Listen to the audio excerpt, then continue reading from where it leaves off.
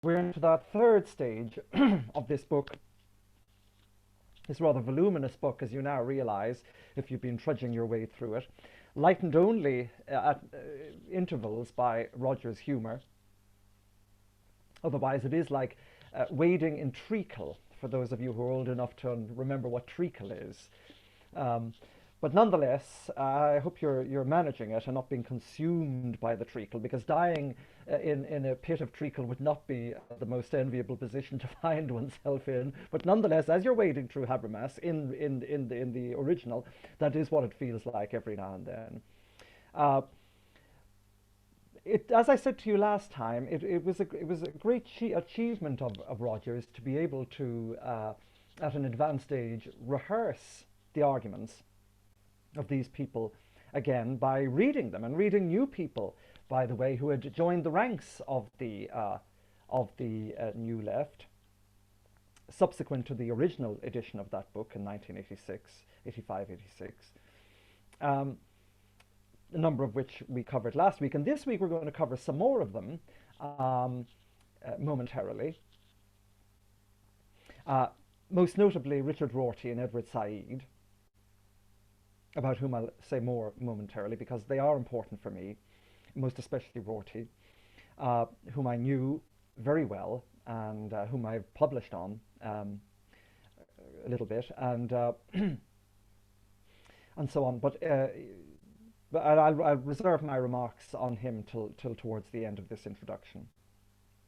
What you'll notice about the people that we're talking about this evening is that they are unlike, except for Lukács, they are unlike the previous people that we have dealt with, insofar as they are not revolutionaries as such.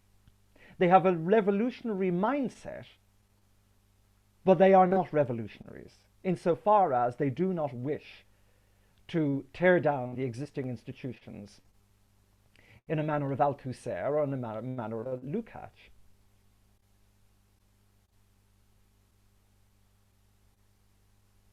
So they are not fired up with that kind of conflagration of revolution that, you know, spurs on the likes of Lukács, who makes all sorts of intellectual justification for the crimes of left-wing ideology and Soviet tyranny and so on and so forth. Despite that, by the way, as you probably know now if you've been reading through, that Lukács was not spared his own intimidation at the hands of the Soviets, being summoned in the 1930s to Moscow, there to live under the paranoid eyes of Joseph Stalin and his henchmen. And his crime wasn't that he was a ruthless maniac who had somehow managed to worm his way into the psyche of most Western intellectuals. No, his crime was, that was okay, doing that was fine, but his crime was that he was too idealistic in the manner of Hegel. I'll explain what that means momentarily. So the crime was, you're too idealistic. It was a philosophical fault that had him nearly sent to the Gulag. So that's how dangerous it was. It was a philosophical deformation. You know, you are too Hegelian, basically, not sufficiently materialist. Not sufficiently materialist. And that was a crime. It was a crime. Because once you open the door to idealism, more of which again I'll explain momentarily, once you open the door to idealism, once you open the door to Hegelianism, you open the door to spirit. You open the door to the spiritual and cultural horizons of bourgeois life, as they denounced it. Now remember, when they make the distinction between bourgeois and proletariat, it's a false distinction conjured up by Marx. To denounce anything that happens to undermine or critique or deviate, their famous word, a deviation, from the official code of Marxism. So despite the fact that Hegel writes volume upon volume upon volume, showing how spirit moves through, or consciousness or mind moves through these various phases towards full self-recognition in the world, that's irrelevant to the Marxist, or the revolutionary Marxist at any rate. And it's irrelevant because uh, once you open the door to that sphere of freedom, which is not liberation, and you must get this, freedom for these people, freedom for Hegel does not mean liberation. He doesn't mean that you're liberated from the form of life that you know, that is yours. He means freedom to become a full citizen, an autonomous agent, mediated through all the institutions of that form of life, such as the legal institutions, the political institutions, the cultural institutions, the religious institutions, the moral institutions, the educational institutions, all of which mediate our dealings one with another. That's how we operate. I mean, we're dealing with a virtual institution here. You're before me, I am before you. Our minds are mediating, synthesizing through modes of discourse and protocols of discourse which are pre-established. And that's how we're doing it. If I came on here and disobeyed those rules, the whole context would collapse, both for you and for me, and likewise. So when Fisher says, mute your mics, it's something we can all refuse to do if we so wish, but in so doing, we disable each other from hearing each other, from learning from each other, and so forth. So the institutions mediate the conduct of people. They help us to compromise, to order our days and our nights, and such is the great legacy of the common law, that it does that in relation to precedent. You know, we discover how we've done that in the past, and we continue to do it in the future. And when we run into problems, we call on precedent to help us out of the dilemma. What is it that helps us out of the dilemma is our common recognition that we are the law. The law is not something that exists in some, mystical realm. We are the law. We acknowledge the law, and the law acquires life in and through us, and our acceptance of it as belonging to us. Very important aspect of Edmund Burke's thought in the Reflections on the Revolution in France, that, the Constitution is more than a written document. It's the legacy of blood, as it were. Those who have shed their blood, those who have poured themselves into this document, in order to show how we should live our lives. So it's a kind of a tapestry of how to live and negotiate and deal with one another on mutual terms. So the law is a living thing, as it were, not living independently of us, but living insofar as it is constituted by Geist or spirit or consciousness or mind of those who came before. And now we are adopting it into our consciousness, and so on, which is why those who don't read it or don't belong to it or don't have any sense of a constitutional framework, if that's what governs your polity, are detached from the state, are detached from their home. And they stand before the law as an enemy, and they accuse the law. They curse the law. Whereas Hegel says, no, you've a right to be punished. You're claiming your right to be punished. It's an interesting thing, that. You're claiming your right. It's a right to be punished. Anyway, that's leading us off the track. But the distinction, therefore, between proletariat and bourgeois, between revolution and reform, between freedom and liberation, are very important to get. That's real freedom. That's concrete freedom that I've been expressing to you. Revolution isn't like that. That is tearing aside all the precedents, all the institutions, and it's peeling away from the face of the earth the very things that help us to live in peace, to recognize the world as ours, the very things that enable us to come home to ourselves and our world. That's revolution. That's liberation. And that's exceedingly important. And that's wherein the Marxist deviates from the idealist. The idealist pushes you beyond matter, pushes you beyond material and economic forces, and drives you towards that sphere of culture where the only place that we can fully come home to ourselves and our world. And it's a spiritual place. By that I do not mean anything religious per se, although religion and spirituality have a part to play in it, as you know. But it means basically that area of mind, that area of culture, which supersedes or goes beyond the material forces of our lives, which distinguishes us as aesthetic beings, as spiritual beings, as beings in need of love. That's nothing to do with Marxism. You don't find love in Marxism. You don't find beauty in Marxism. You have pretend beauty. You have all sorts of dreariness masquerading as beauty, but you don't have beauty per se. And you certainly don't have worship in Marxism unless you're worshipping at the altar of Marx. So all of those things which enable us to root ourselves to this world and make it our own. As Hegel says, you know, man is never at home until God has a home here, until God comes to us and we come to him and we mediate thesis, antithesis, finite and infinite, mediating as one. That's why the Christian incarnation for him is the apex of religion. And therefore, where there's consciousness facing consciousness. Notably absent from all of these thinkers, every single one of them that we are dealing with in this book.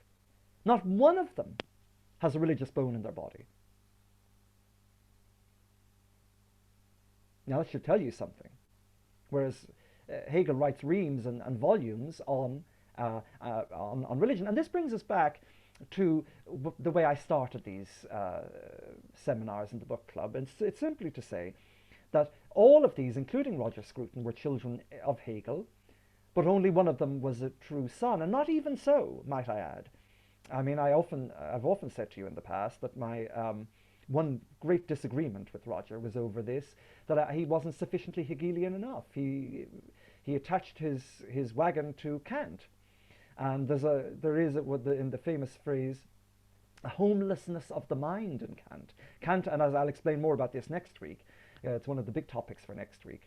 Kant never reconciled himself to the world, and thus Kantianism cannot reconcile you to the world. It brings you as close as you can get to it to that point, but it's not going to do what Hegel does, and that's because Hegel spends his entire phenomenology of spirit repudiating and refuting Kant. He doesn't repudiate Marx, because Marx has yet to exist. He repudiates Kant. So, with the exception of Lukács, what we're dealing with now in these thinkers are thinkers who want to hold on to the Marxist legacy, but who recognize that the so-called bourgeois order is so dominant, is so prevalent within the institutions and the mind, that you've got to meet it at that level, as it were, at that cultural level. There is a dismissing in Adorno, in Horkheimer, in Habermas, early Habermas anyway, in Gramsci, of the bourgeois order as false consciousness, even though Hegel said it was authentic consciousness.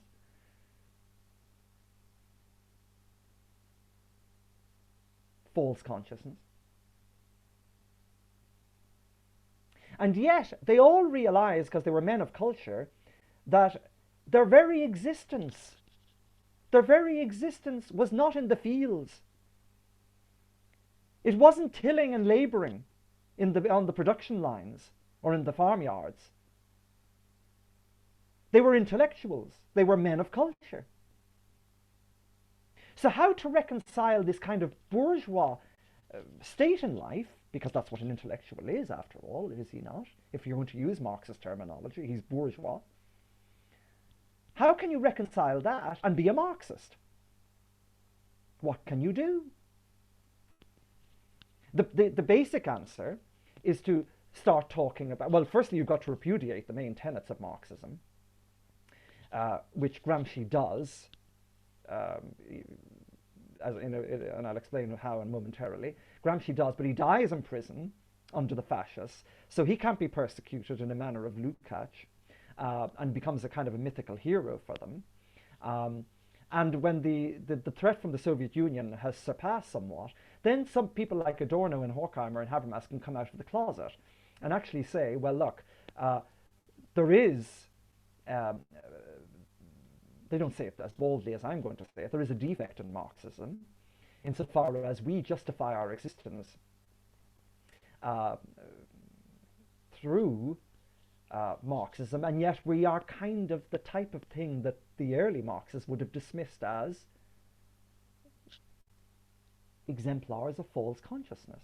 We work in the academy, we are professors, we write books, we listen to music, we have good taste, we like art, we sip wine, we do all of these things that demarcate the enemy from the authentic individual.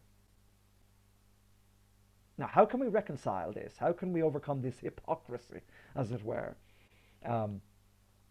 And that's the type of person you're dealing with now in this phase of the book, and why I drew these chapters together. Because you're not dealing with people, again, who want to go and tear up the cobblestones and fling them at policemen. You're not dealing with people who want to tear down the institutions because they rely on the institutions for their livelihood, for their fame, for the pursuit of their scholarship. And yet they must reconcile that with Marxist mantras. And they must reconcile that somehow still with the language of revolution and the language of destruction to a degree in order to be taken seriously. Remember, most of them are coming into the 60s now. A time when you could not actually be taken seriously on college campuses without talking of repudiation and revolution and Marxism this and Marxism that and Althusser and so on and so forth. Postmodernism had yet to kick off, such as we spoke about it last week, in any serious way. And so we were still engaged in this kind of Marxist verbiage. We were still pumping out this Marxist vernacular, while recognizing that our lives owed much to the very bourgeois order that we were so intent on destroying. Crucial to understand that. And what's even more interesting is that these people also recognized something that all good conservatives also have to recognize, that not everything about the critique of capitalism is wrong. At least not everything about the critique of unbridled capitalism is wrong.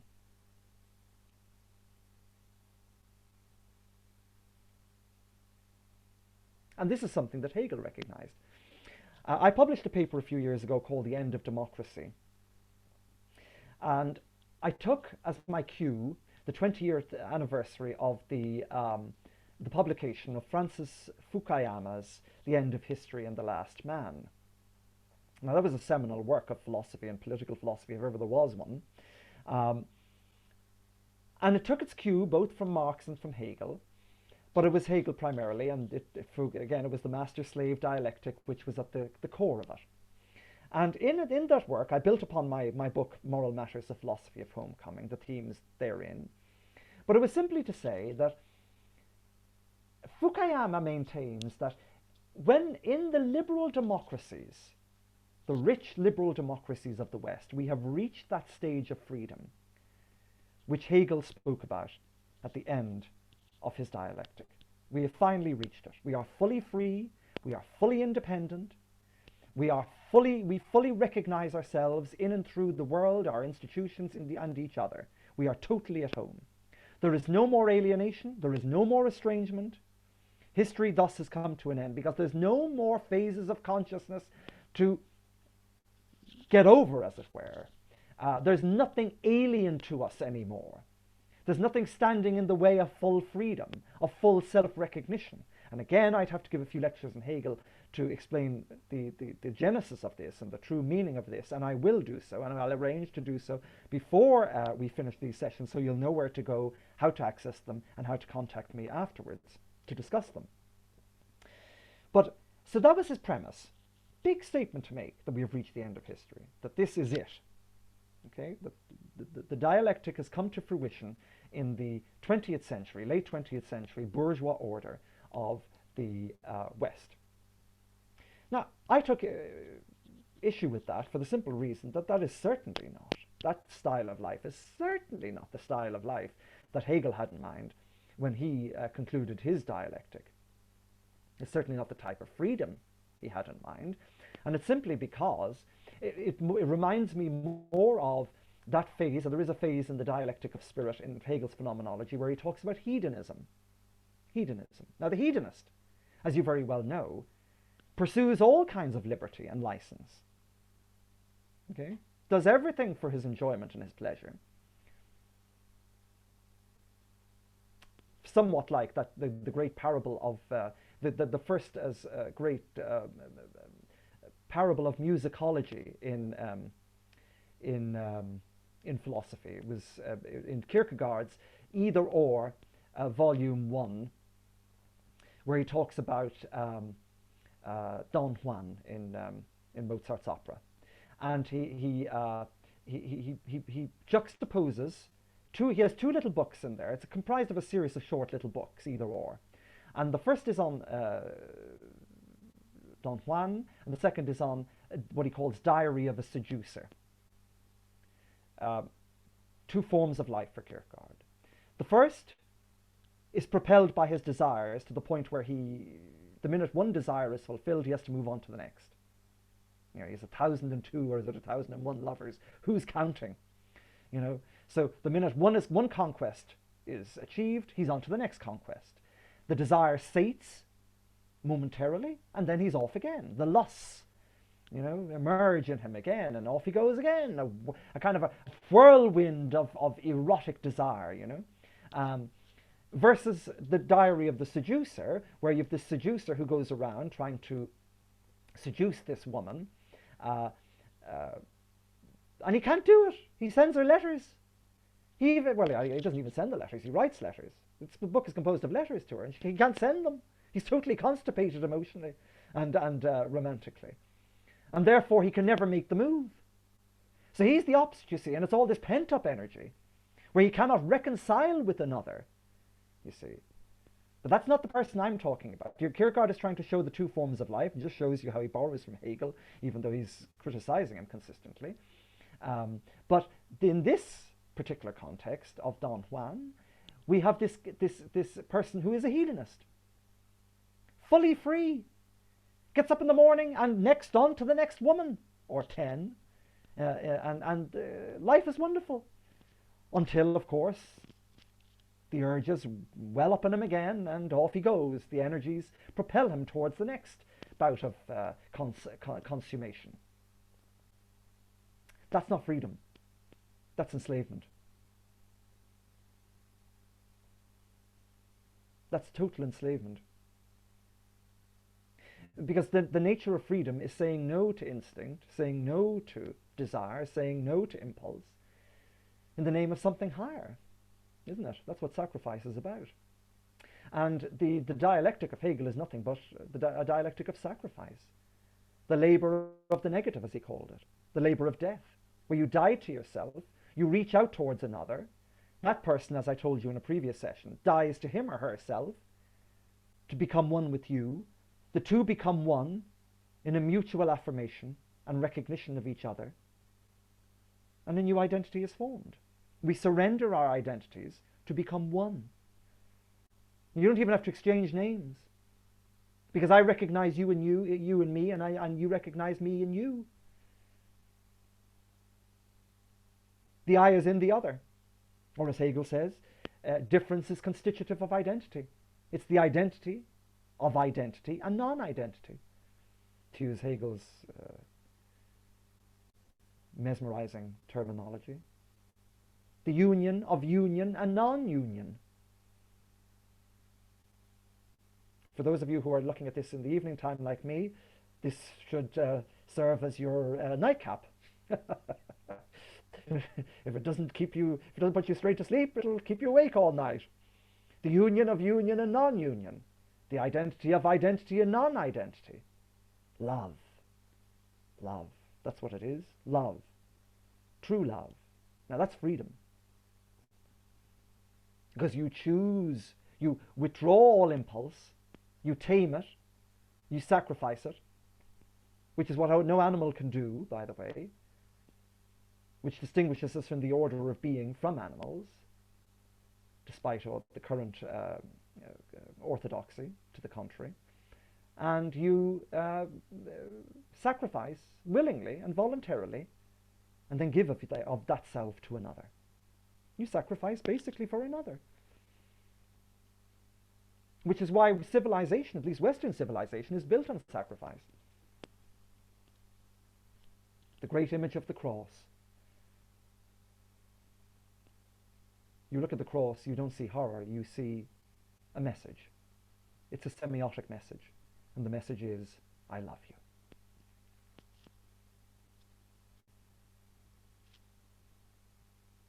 Now what Adorno and Horkheimer and Habermas tried to do, and Gramsci, although he had limited time to do it,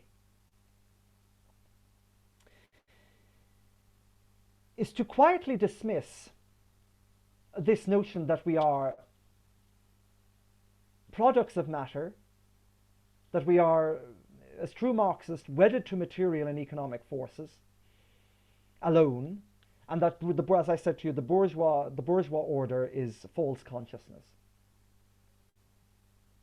What they do, and here's the sleight of hand, bourgeois culture is false consciousness. In order to keep the revolution alive, in these pseudo-Marxists, I would say, they come up with Marxist culture. I mean, if ever there was an oxymoron, that has to be it. Marxist culture. So you have Adorno, who's a serious musician and a musicologist. All of these are very educated men. They've read the great works of civilization. What's more, they like them.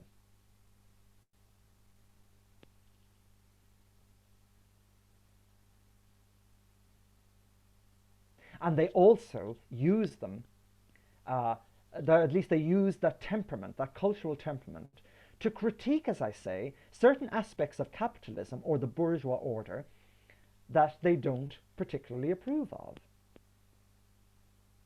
Now, the reason I said about Fukuyama not living up to, or not at least reflecting Hegel, was because Hegel himself would have no truck with the idea that we are in the end of history, as he called it.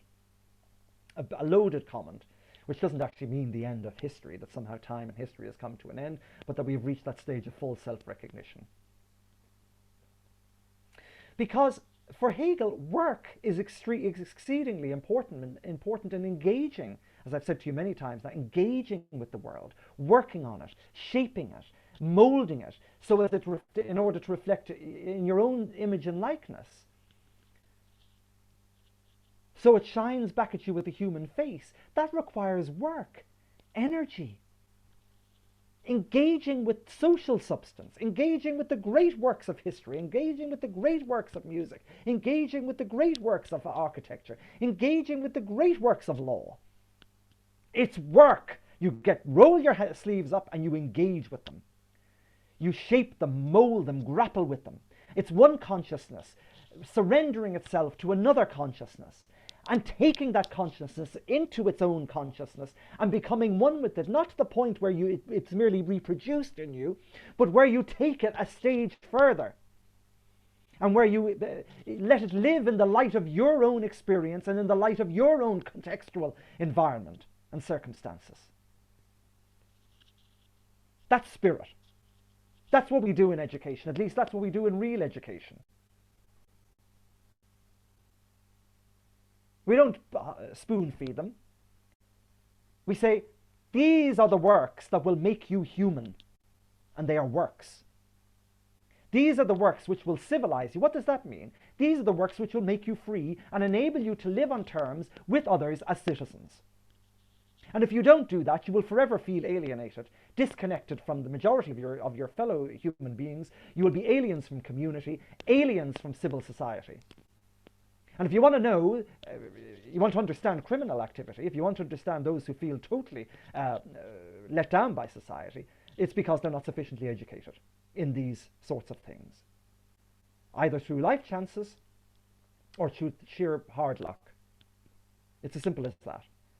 You will never, ever, ever feel at home in the world until you engage with all of this, because only then will you understand who you are. Only then will you have historical memory. This is how we connect with absent generations in the language of Burke. This is how we are part of, this is the social contract that Burke spoke about between the living, the dead, and the unborn. This is how, this is what tradition means, comes from the Latin transdare, handing down, speaking down. You know, they're speaking down to you. And you're not going to stand there like a blank canvas absorbing it all. You're going to work on it. You're going to interpret it. You're going to debate about it. You're going to engage with it to the point where you understand it. And not only understand it, to the point where it becomes you. And it fashions your world. And you can only recognize the world through the lens of it. Because it is you. What is it? They're concepts. And that's the great thing about idealism. It recognizes what Kant first saw, that we shape our world in accordance with our concepts. Our world is our concepts. But as our concepts change, and here's the big difference between Kant and Hegel. Kant was impaled upon the stake of certainty. He had a limited amount of concepts. Hegel said, our concepts are fluid. They change with each succeeding epoch. They change. And what happens? The world changes. It looks different to the previous generation. It doesn't stay the same. Look at the clothes. Look at the environment. Look at the architecture. Look at the music. Look at the shape of the environment itself. It's different. It's like one person's bedroom is different to another person's bedroom. Different concepts. Different stages of growth. Different stages of maturity in the spirit. That's why one person's house looks dreary and the other person's house looks magnificent. That's why one person living in the 19th century will have his world will be totally different. Not just him or her, but the world around them will look like a different world. It's why cities look different. Different concepts. It's not that the world is different, it's that we think differently, and as we think, so the world is. That's idealism.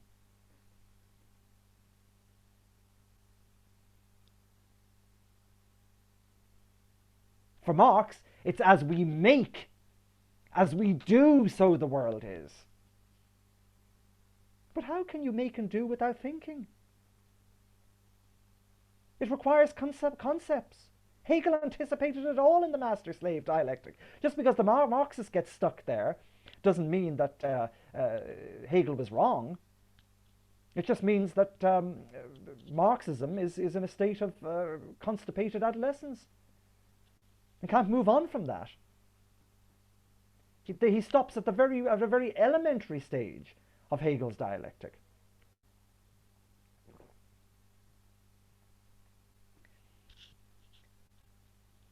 My point was in that article, that, and in the book that preceded it, was simply that when Hegel talks about engagement with the world and the order that emerges from it, he doesn't mean that everything is at hand's grasp. He doesn't mean a life of leisure and luxury, such as we associate with the late capitalist society, to coin Jameson's expression. Because most people in late capitalist society, or in the society that Fukuyama associated with the end of history, they live that life of pure luxury. They live the life of the hedonist for the most part, enslaved to their gadgets, incapable of doing anything for themselves, unable to identify themselves in and through the world or through its cultural constructs. If they find it easy to tear down statues, it's because they don't recognize themselves in and through those statues, because they're so disconnected from their history, it doesn't speak to them and they don't speak to it.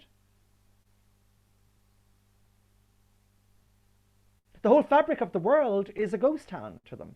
It's nowhere. What we're doing now for them is somewhere, and that's where they get their identity, in this ephemeral whimsy, much like Plato's parable of the cave, where the fire illumines the prisoners from behind. All they see is the wall, and they see their own reflection on the wall, and they think that's reality, versus the sun, which is the true light, not the false light of the fire behind them, only discovered when one of the prisoners manages to escape and goes up and is nearly blinded. Now, to extend that over to Hegel's parable, it's only when you move out into the world, engage with it, engage with culture, engage with your religious traditions and spiritual traditions, engage with your great history of music, architecture, poetry, and literature, engage with the philosophical texts, engage with the great salvation texts, and so on and so forth, and make them your own. Only then can you be said to be totally free. Only then can you have full self-recognition. Now, are the leisured class in that situation? I don't think so. Some are. Most aren't. And it's into that kind of caveat, that point that Adorno and Horkheimer jump, and Gramsci.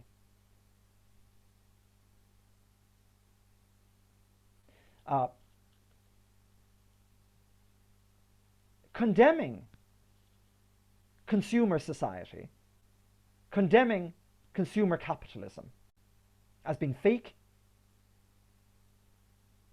kitsch, nonsense, and spiritually degrading. And to a degree they were right, actually, for all the reasons I've been trying to spell out. But their alternative wasn't my alternative, which is go the distance with Hegel and actually engage with this stuff and overcome this, as I said to you before, and I used in that article and in the preceding book, that notion that, we're all like the master in Hegel's parable now. We're all masters now. We haven't experienced, the freedom that the slave ironically has in that, and paradoxically has in that parable, of actually engaging with the world and seeing himself reflected in it. Now, you don't have to become slaves, as Marx would say. He doesn't say that, but that's the condition he wants you to be in, and thus it's the condition of the worker. Thus, it is the condition of slavery. It was for Hegel, just because Marx throws away the terminology and says you're an authentic worker, an authentic member of the proletariat, doesn't mean that you're not a slave. Hegel called that slavery. You are a slave. But it doesn't mean, so for Hegel, you go on, you move on to the next phase of consciousness, and all the while because you're not satisfied, because self-recognition is not being realized.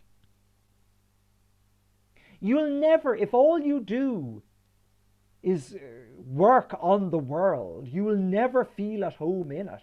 You need to take the lessons of working on the world, domesticate it, and then move to that next phase of consciousness, which is into the realm of spirit, culture, religion, philosophy, politics, etc., etc., etc., as I've been saying to you this evening.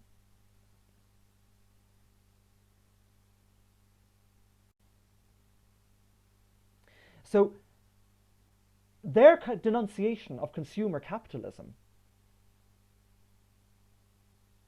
is quite opposite, I should say. But as I say, their alternative is not what I've just explained. It is Marxist culture. Marxist culture. Marxist architecture, Marxist music. Schoenberg, for example. I once had, in conversations with Roger Scruton, I said to him, now surely you think his music is noise. Yes, but it's very clever noise. Which is actually quite true. One of those moments. But so that's what you have. As if this is going to remedy the spiritual deformation of late capitalist society.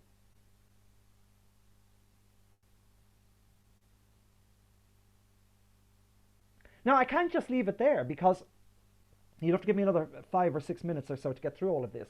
Because the thing is that I'd normally stop at 1/4 past, but I'm just going to go on another 5 minutes or so, because there's one more thing I have to say after this, before we hand it over to questions. You look at any place where Marxist music, Marxist architecture, and this is not to say, by the way, that this was not predicated on good reasoning. I mean, Roger makes the point, and it's true, that Adorno, despite his atheism, did take seriously the Old Testament and the notion of the denunciation of idolatry in the Old Testament. That we're living in a world of idols, and this is Roger's point too in his aesthetics. We're living in a world of golden calves, a world of kitsch.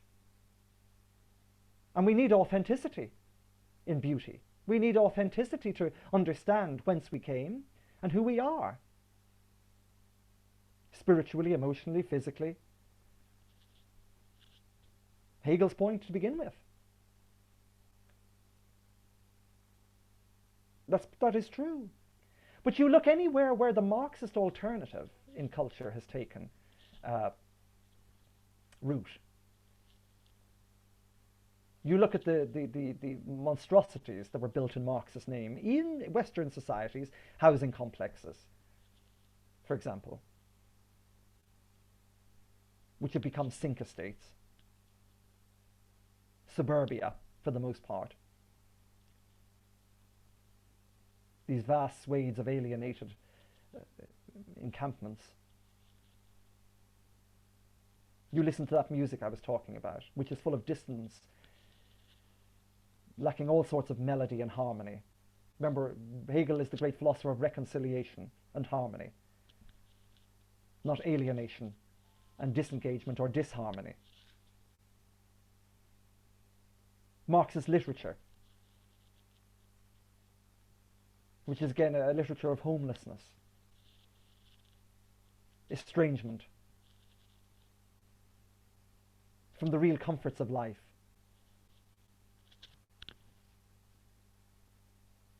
It's a world devoid of character and personality. It's a world devoid of domestication. And that's simply because anywhere where the dialectic is not pursued,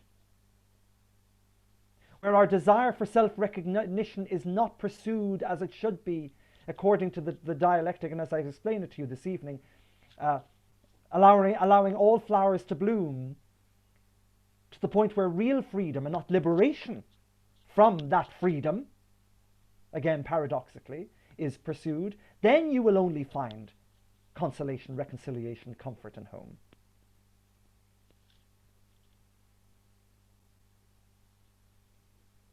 And that's the big difference between authentic, if I can use that word. I don't like using that word because it's too Marxist. But authentic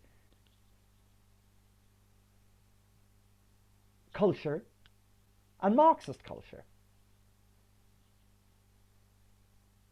You will just never feel at home in Marxist culture, because the dialectic is stunted at a certain point. And it's proof positive that the culture of the West, in its true essence, was never false.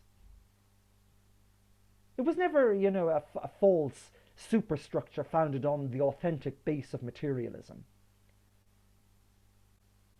It was the authentic expression of humanity recognizing itself in the world, belonging to the world, and master of the world insofar as we shape that world in our own image and likeness. And out of that recognition, we are no longer enslaved to material forces, but our true essence as human beings emerges from that enslavement to become truly free in and through sacrifice, the type of sacrifice I was speaking about earlier. Sacrifice to the other, where two become one in harmony, unity, and reconciliation.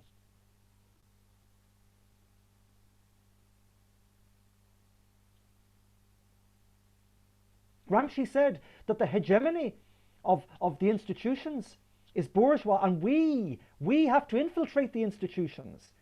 If we stuck with Marx and Althusser and his acolytes, we would never infiltrate the institutions. We have to infiltrate the institutions. Now, Roger says, quite funnily, that the only reason he said that, and they all parroted that, was because they wanted to hold on to their jobs in the institutions, in the universities. There is a certain degree of truth in that. And remember that in the case of Adorno, at least, fleeing from persecution, those universities and the California gave him his home. The way to overcome the hegemony of the institutions is to infiltrate them and to turn them Marxist. So there is a cultural revolution that's paralleling what's going on in a more aggressive and brutal style in China, in the universities in the 60s and 70s and 80s and 90s and now. And for the most part, it has worked. Insofar as the institutions, as I said to you last week, are now pseudo-Marxist, postmodern,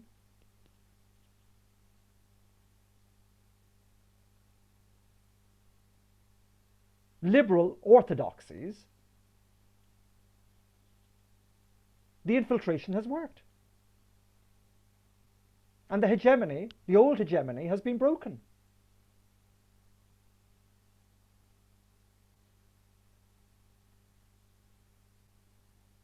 Which is why, if you want to know why most college students come out of university now in a state of repudiation, an aggressive repudiation at that, it's not solely because of what they learned in the Students' Union, dangerous and all as it is there. It's also because of what they learned in the textbooks and in the lecture theatres, where they are supposed to be spiritually edified and to come out and to accept their civilization on their knees in a posture of thanksgiving. They come out and they kick it, they graffiti it, and they swear at it. So to that extent, it has worked. Now, by the way, somebody like Theodor Adorno would never subscribe to that sort of behavior or mentality. And I don't think that was ever his intention, given how cultured he was. But nonetheless, that's what you get. That's what you get. It's when you've got these nomadic wanderers, homeless beings who don't belong to the world. They come out of the university and they no longer belong to the world. They're aliens wandering in a strange land and they hate it. And you'll only hate what you do not recognize. What you cannot sacrifice for. What you can't see a reason for sacrificing for. Which is why in the midst of a crisis they will not sacrifice for their nation, or their community, or their culture. Why they believe that the great texts of salvation history don't apply to them. Because they did nothing wrong. They are not fallen man who needs to be redeemed. They are the new man who is liberated from all of that. Only one person in this book is not a Marxist in any shape, manner, or form, is a Democrat, fully. Now, granted, Habermas has moved in that direction and has fully embraced democracy and has become the new champion of the European social order, new European social order. But only one person was a true Democrat. Only one person was an anti-Marxist. Not only was he not a Marxist, he was an anti-Marxist. a patriot,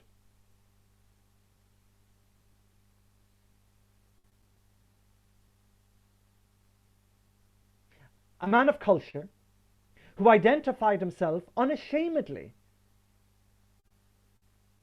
with the leisured bourgeois order, as he called it. A champion of the West, who loved his country, who championed the old left in his country, which was not the Marxist left and was not the postmodern left, but the left that recognized that fighting against Hitler and Stalin were worthy ambitions if you were to achieve the aims of your country. That person was Richard Rorty. Roger gives him a very unfair reading, I think, in this book. I said it to him. There is an interesting clip on, it was not a clip, it's actually a full hour, I think. Many of you may have seen Roger's early interview in the 1990s called Beauty and Consolation on YouTube. Beauty and Consolation. This Dutch guy did a series of interviews with famous philosophers and cultural people on the general theory of beauty and consolation. And Roger did one of them, just fresh off a hunt, as a matter of fact. And then he gathered all of the participants in those interviews to a roundtable discussion in Holland in the late 1990s, around 98, 98. And it's on YouTube somewhere. Two of which were Roger and Richard Rorty, actually. Martha Nussbaum, I think, and Germaine Greer were two others. Very interesting, just to see the difference between the two men. Now, as I said to you, I was very friendly with Rorty. I admired him greatly because, I mean, he comes out of Hegel. He's possibly arguably the greatest philosopher to come out of America in the last 50 years. He's a pragmatist. His great hero is John Dewey. All of which is totally anti-conservative, of course. But it's patriotic. Here's a man of the left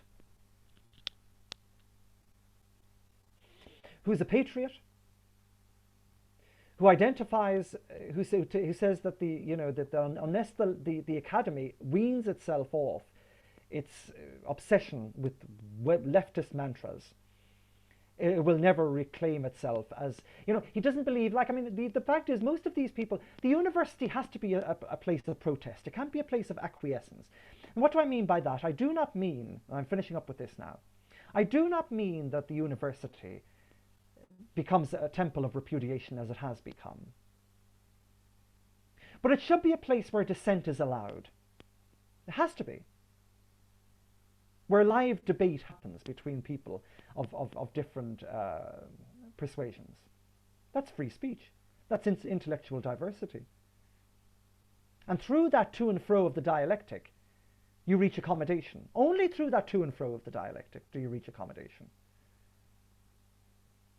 What the university cannot be is a place of protest, where you educate people to become, as I said to you a moment ago, a place where the whole vocation of the student and the professor becomes one of rejecting one's inheritance, toppling the established order, toppling the political order, and so on and so forth.